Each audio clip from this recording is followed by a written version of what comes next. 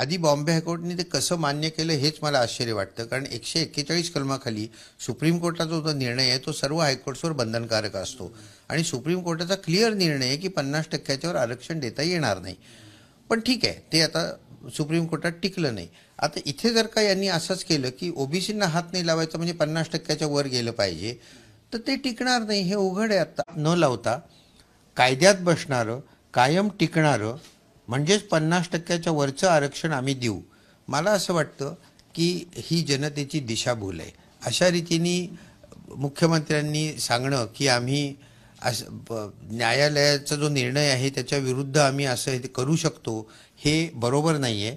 तेव्हा एक लक्षात घ्या की ही सगळी लढाई आता सुप्रीम कोर्टात जाणार आणि सुप्रीम कोर्ट ठरवेल की हे बरोबर आहे का चूक आहे. कारण यात खूप गोष्टी अशा आहेत. आता सगळे सोयरे तुम्ही म्हणताय, याची व्याख्या कशी करायची, सगळ्यांना शिक्षण. एक मुद्दा